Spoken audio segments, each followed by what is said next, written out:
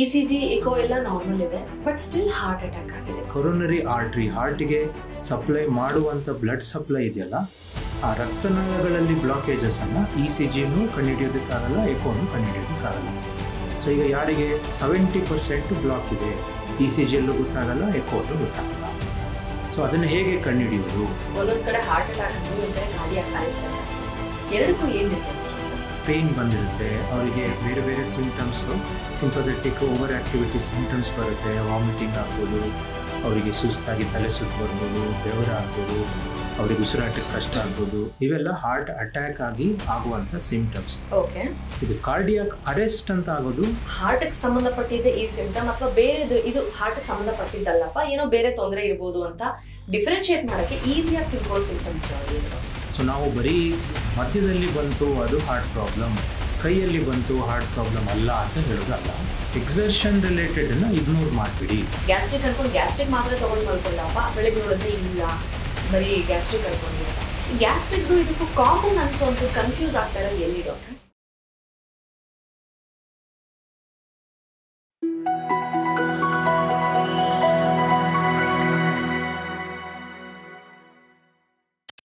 What about the sudden death doctor? ಯಾಕೆಂದ್ರೆ ಎಷ್ಟೊಂದ್ಸತಿ ಕೇಳಿರ್ತೀವಿ, ಬಸ್ಸಲ್ಲಿ ಹೋಗ್ತಾ ಇದ್ರು, ಸಡನ್ ಆಗಿ ಕುಸಿದು ಬಿದ್ರು, ಸಡನ್ ಆಗಿ ಡೆತ್ ಆಯ್ತು. ಕಾರ್ಡಿಯೋಮೈನೋ ಮಾಡ್ತಾ ಇದ್ರು, ಅಂದ್ರೆ ಎಕ್ಸರ್ಸೈಸ್ ವರ್ಕೌಟ್ ಮಾಡ್ತಿದ್ರು, ಸಡನ್ ಆಗಿ ಡೆತ್ ಆಯ್ತು. ಈ ಸಡನ್ ಡೆತ್ ಯಾಕೆ ಆಗ್ಬಿಡುತ್ತೆ? Why is there no space? At least ಏನೋ ಸುಸ್ತಾಯ್ತು, ಬಿದ್ರು ತಕ್ಷಣ ಹಾಸ್ಪಿಟ್ಲ್ ಕರ್ಕೊಂಡು ಹೋಗ್ತೀವಪ್ಪ, ಏನಾದ್ರೂ ಮಾಡ್ತೀವಿ ಅನ್ನೋ ಸ್ಪೇಸೇ ಸಿಗೋದಿಲ್ಲ. ಸಡನ್ ಆಗಿ it leads to death only. So ಆ ರೀತಿಯ ಸಿನಾರಿಯೋಸ್ ಬಗ್ಗೆ ಏನ್ ಹೇಳ್ತೀರಾ? ಕೆಲವೊಂದು ಸಿಂಪ್ಟಮ್ಸ್ ಕೊಡ್ತಾ ಇರುತ್ತೆ, ಅವರಿಗೆ ಇಗ್ನೋರ್ ಮಾಡಿರ್ತಾರೆ. ಈಗ ಮೋಸ್ಟ್ ಆಫ್ ದಿ ಟೈಮ್ಸ್ ನಾನು ಹೇಳಿದಾಗೆ ಬ್ಲಾಕೇಜಸ್ ಇಂದಾನೆ ಅವರಿಗೆ ಹಾರ್ಟ್ ಅಟ್ಯಾಕ್ ಆಗೋದು. 40 ವರ್ಷ 45 ವರ್ಷದ ಅವ್ರಿಗೆಲ್ಲ ಪೇನ್ ಬರ್ತಾ ಇರ್ಬೋದು, ಅವರು ನಡೆದಾಗೆಲ್ಲ ಕಷ್ಟ ಆಗ್ತಾ ಇರ್ಬೋದು. ಮುಂದೆ ನೋಡೋಣ, ಹಂಗೇನು ಸುಸ್ತಾಗ್ತಾ ಇದೆ, ನನಗೆ ಜ್ವರ ಇರ್ಬೋದು, ಬ್ಲಡ್ ಟೆಸ್ಟ್ ಮಾಡಿಸೋಣ ಅಂತ ಹೇಳಿ ಅವರು ಅದನ್ನ ಇಗ್ನೋರ್ ಮಾಡ್ತಾ ಇರ್ತಾರೆ. ಸೊ ಯಾವಾಗ ಒಂದು ಲಿಮಿಟ್ ಕ್ರಾಸ್ ಆಗುತ್ತೋ ಬ್ಲಾಕೇಜಸ್ ಎಲ್ಲ, ಅವರಿಗೆ ಕಂಪ್ಲೀಟ್ ಕ್ಲೋಸ್ ಆಗಿ ಹಾರ್ಟ್ ಅಟ್ಯಾಕ್ ಆಗಿ ಅವರಿಗೆ ಸಡನ್ ಡೆತ್ ಆಗುತ್ತೆ. ಹಾಸ್ಪಿಟಲ್ಗೆ ಹೋಗುವಷ್ಟು ಟೈಮ್ ಇರುವುದಿಲ್ಲ. ಎಷ್ಟೊಂದು ಜನ ಮಕ್ಕಳಿಗೆಲ್ಲ ತಲೆ ಸುತ್ತು ಬರ್ತಾ ಇರುತ್ತೆ, ಅವರ ಸೆಪಾರ್ಟ್ ಆಫ್ ನೀರು ಕುಡ್ದಿಲ್ಲ, ಬಿಸಿಲಿಗೆ ಹೋದ್ರು, ತುಂಬ ಕೆಲಸ ಮಾಡಿದ ಅವನು, ತುಂಬ ಟೆನ್ಷನ್ ಮಾಡ್ಕೊಂಡ, ತಲೆ ಸುತ್ತು ಬಂತು ಅಂತ ಹೇಳಿ ಅದನ್ನ ಇಗ್ನೋರ್ ಮಾಡ್ತಾ ಇರ್ತೇವೆ. ಎಷ್ಟೊಂದು ಜನಕ್ಕೆ ಎದೆ ಹೊಡ್ಕೊಳ್ಳೋದನ್ನು ಅವರು ನೀ ತುಂಬ ಆಂಗ್ಸೈಟಿ, ನೀನು ಟೆನ್ಷನ್ ತೊಗೊಳ್ತೀಯಾ, ಎದೆ ಹೊಡ್ಕೊಳ್ಳೋದೆಲ್ಲ ಎಲ್ಲರಿಗೂ ಕಾಮನ್ ಬರುತ್ತೆ ಅಂತ ಹೇಳಿ ಇಗ್ನೋರ್ ಮಾಡ್ತಾ ಇರ್ತಾರೆ. ಸೊ ಇದನ್ನೆಲ್ಲ ನಾವು ಟೆಸ್ಟ್ ಮಾಡಿದಾಗ ಅರಿಥ್ಮಿಯಾಸ್ ಅಂತ ಹೇಳೋದು, ಆ ಥರ ಎಲೆಕ್ಟ್ರಿಕಲ್ ಪ್ರಾಬ್ಲಮ್ನ ECGಯಲ್ಲಿ ಅಥವಾ ಕೆಲವೊಬ್ರಿಗೆ ಡೌಟ್ ಬಂದರೆ 24 hour ECG ರೆಕಾರ್ಡ್ ಮಾಡಿ ಹೋಲ್ಟರ್ನಲ್ಲೆಲ್ಲ ಫೈಂಡ್ ಔಟ್ ಮಾಡ್ಬೋದು. ಅಥವಾ ಎಕೋ ಕಾರ್ಡಿಯೋಗ್ರಾಮ್ನಲ್ಲಿ ಅಲ್ಲಿ ಏನು ಹಾರ್ಟ್ ವೀಕ್ ಆಗಿದೆಯೋ, ದಪ್ಪ ಆಗಿದೆಯೋ, ವ್ಯಾಲ್ವ್ಸ್ದು ಪ್ರಾಬ್ಲಮ್ ಇದೆಯೋ, ಇದನ್ನೆಲ್ಲ ಮೊದಲೇ ಕಂಡುಹಿಡಿಬೋದು. ಕೆಲವೊಬ್ಬರಿಗೆ ಜೆನೆಟಿಕ್ ಪ್ರಾಬ್ಲಮ್ ಇದ್ದವರಿಗೆ ಏನೂ ಸಿಂಪ್ಟಮ್ಸ್ ಇಲ್ಲದೆ, ಏನೂ ಲಕ್ಷಣಗಳೇ ಇಲ್ಲದೆ ಸಡನ್ನಾಗಿ ಹಾರ್ಟ್ ಅಟ್ಯಾಕ್ ಆಗೋದು ಇದೆ. ಅದು ಅವರ ಲಕ್ಕಿಗೆ ಮೊದಲೇ ಅವರು ಹೋಗಿ ಟೆಸ್ಟ್ ಮಾಡಿ ಏನಾದರೂ ಒಂದು ಆಪ್ಷನ್ ಸಿಕ್ಕಿ ಕಣ್ಣಿಡ್ದಿದ್ದರೆ ಪ್ರಿವೆಂಟ್ ಮಾಡ್ಬೋದು. ಬಟ್ ಏನೂ ಮಾಡದೆ ಹೀಗೆ ಇದ್ದಿದ್ರೆ ಸಡನ್ನಾಗಿ ಕೊಲ್ಯಾಪ್ಸ್ ಆಗ್ತಾರೆ. ಇದು ನಮ್ಮ ಕೈಯಲ್ಲಿಲ್ಲ. ಅಟ್ಲೀಸ್ಟ್ 20 years ನಂತರ ಯಾರಾದರೂ ಸಿಂಪ್ಟಮ್ಸ್ ಇದ್ದವರಿಗೆ ಇಗ್ನೋರ್ ಮಾಡದೆ ಬೇಸಿಕ್ ಟೆಸ್ಟ್ ECG ಎಕೋ ಅಂಥದ್ದು ಮಾಡಿಸಿದ್ರು ಸುಮಾರು ಹಾರ್ಟ್ ಅಟ್ಯಾಕ್ಸನ್ನು ಅಥವಾ ಸುಮಾರು ಸಡನ್ ಕಾರ್ಡಿಯಕ್ ಅರೆಸ್ಟನ್ನು ಪ್ರಿವೆಂಟ್ ಮಾಡ್ಬೋದು. Okay, just as you mention ನಾವು ECG ಇಕೋ ಎಲ್ಲ ಮಾಡಿಸ್ತಾ ಇರಬೇಕು ಅಂತ. But there are few scenarios, ECG echo ಎಲ್ಲ ನಾರ್ಮಲ್ ಇದೆ ಬಟ್ ಸ್ಟಿಲ್ ಹಾರ್ಟ್ ಅಟ್ಯಾಕ್ ಆಗಿದೆ. ಈ ರೀತಿಯಾದ ಒಂದು ಇನ್ಸಿಡೆಂಟ್ ನಡೆದಿದೆ ಕೂಡ. ಸೊ ಈ ತರ ಏನಕ್ಕಾಗುತ್ತೆ ಅಂದ್ರೆ ನಮ್ಗೆ ಗೊತ್ತಾಗೋದೇ ECG ಇಕೋ ಇಂದ, ಬಟ್ ಅದ್ರಲ್ಲಿ ನಾರ್ಮಲ್ ಇದ್ದು ಹಾರ್ಟ್ ಅಟ್ಯಾಕ್ ಆಗುತ್ತೆ ಅಂದ್ರೆ ಏನ್ ಆಗುತ್ತೆ ಡಾಕ್ಟರ್? ಆಗ ಈಗ ಒಂದೊಂದು ಟೆಸ್ಟ್ ಇರೋದು ಅದರದೇ ಆದ ಲಿಮಿಟೇಷನ್ಸ್ ಇದೆ. ECG ಅಲ್ಲಿ ನಾವು finer points of the heart ಅನ್ನ ಡಿಟೆಕ್ಟ್ ಮಾಡ್ತೀವಿ. ಹಾರ್ಟ್ ಏನಾದರೂ ಈಗ ಸಪೋಸ್ ಅಳ್ತಾ ಇದೆ, ಹಾರ್ಟ್ ಕೇಳ್ತಾ ಇದೆ, ಹಾರ್ಟ್ ಅಟ್ಯಾಕ್ ಆಗಿ ನೋವು ಬರ್ತಾ ಇದೆ ಅಂದ್ರೆ ECG ಅಲ್ಲಿ ವ್ಯತ್ಯಾಸಗಳನ್ನ ಕಂಡುಹಿಡಿಬಹುದು. ECG ಅಂದ ತಕ್ಷಣ ಎಲ್ಲ ಕಂಡುಹಿಡಿಬಹುದು ಅಂತಲ್ಲ.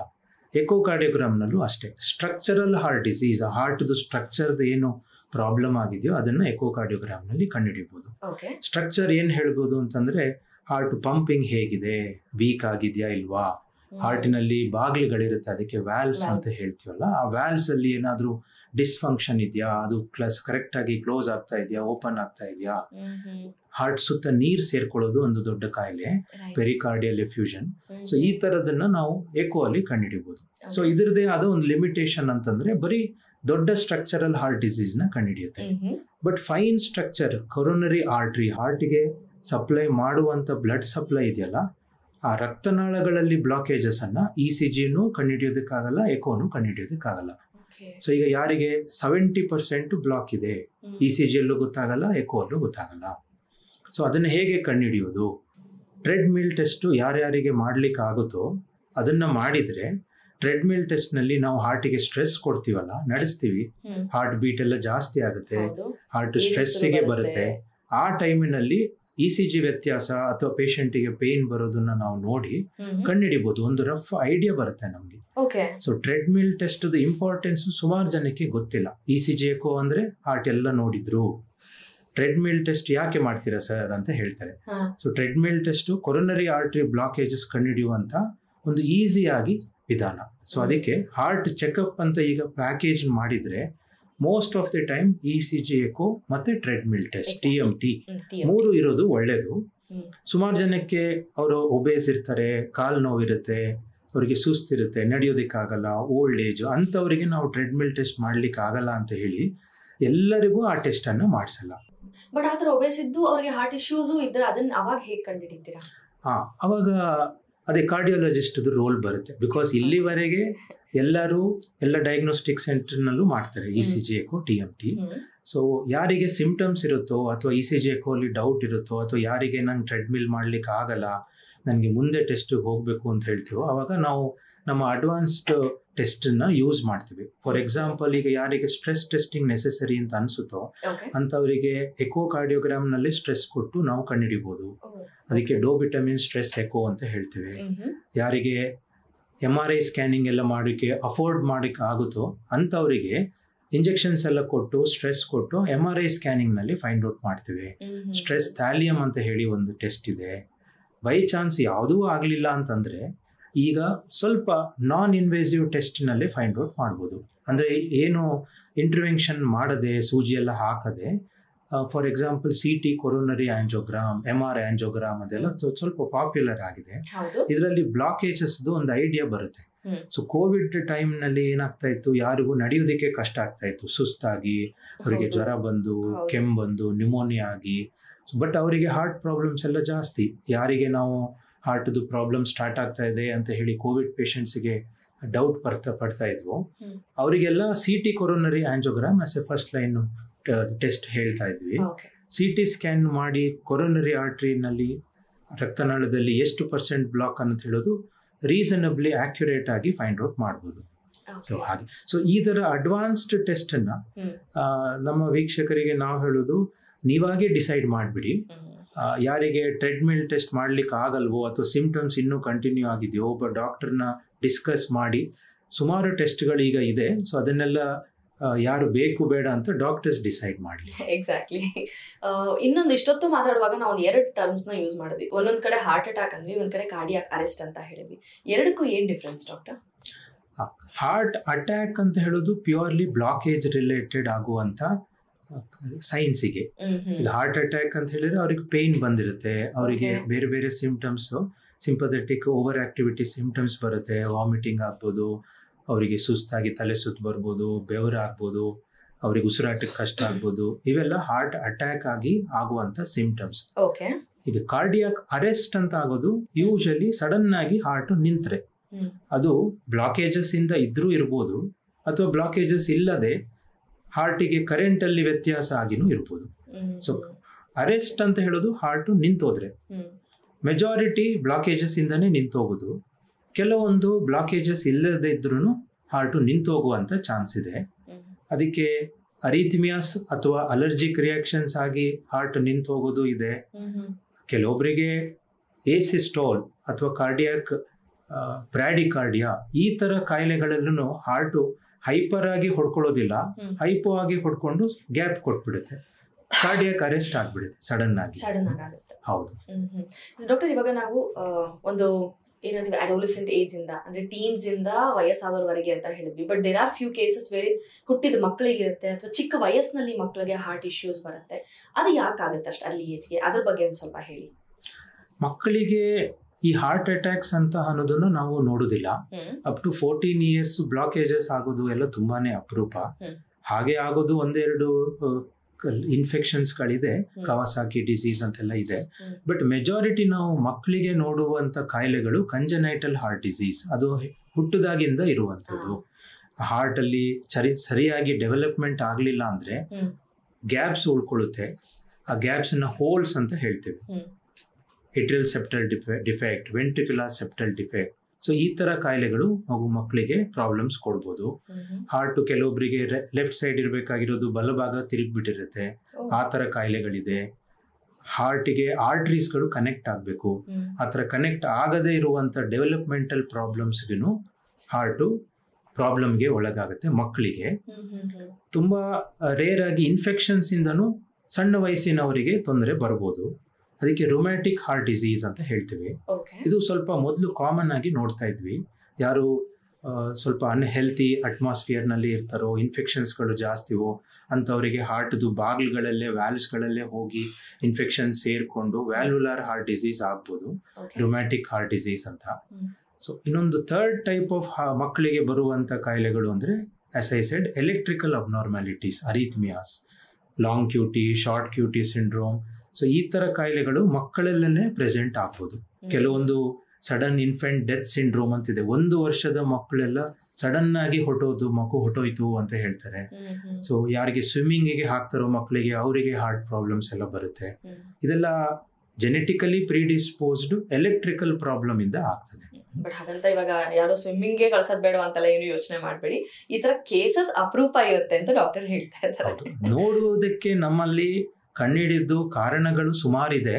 ಬಟ್ ಅದನ್ನ ಯಾರಿಗೆ ನಾವು ಸ್ಕ್ರೀನಿಂಗ್ ಮಾಡಬೇಕು, ಯಾರಿಗೆ ಮಾಡಬಾರ್ದು ಅನ್ನೋದು ಇನ್ನೂ ತಿಳಿದಿಲ್ಲ. ಯಾಕೆಂದ್ರೆ ಎಲ್ಲರಿಗೂ ಸ್ಕ್ರೀನಿಂಗ್, ಎಲ್ಲ ಮಕ್ಕಳಿಗೂ ಸ್ಕ್ರೀನಿಂಗ್ ಮಾಡೋದು, ಎಲ್ಲ ಮಕ್ಕಳಿಗೂ ECG ಮಾಡೋದು, ಎಕೋ ಮಾಡೋದು ಆಗದೇ ಇರುವಂತ ಕೆಲಸ.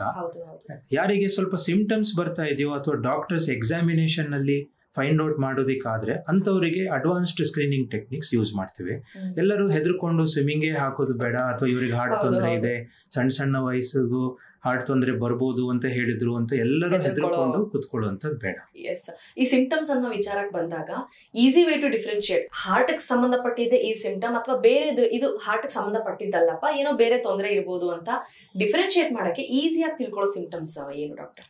ಹಾರ್ಟ್ದು ಪೇನ್ ಬರುತ್ತಲ್ಲ, ಅದು usually centre of the chest ಅಲ್ಲಿ ಬರುತ್ತೆ. ಬಟ್ ಸಮ್ ಟೈಮ್ಸ್ ರೇಡಿಯೇಟ್ ಆಗ್ಬೋದು, ಹಿಂದೆ ಆಗ್ಬೋದು, ಇಲ್ಲಿ ಜಾ ಅಲ್ಲಿ ಬರ್ಬೋದು, ಕೈಗೆ ಬರ್ಬೋದು. ಸೊ ನಾವು ಬರೀ ಮಧ್ಯದಲ್ಲಿ ಬಂತು ಅದು ಹಾರ್ಟ್ ಪ್ರಾಬ್ಲಮ್, ಕೈಯಲ್ಲಿ ಬಂತು ಹಾರ್ಟ್ ಪ್ರಾಬ್ಲಮ್ ಅಲ್ಲ ಅಂತ ಹೇಳೋದಲ್ಲ.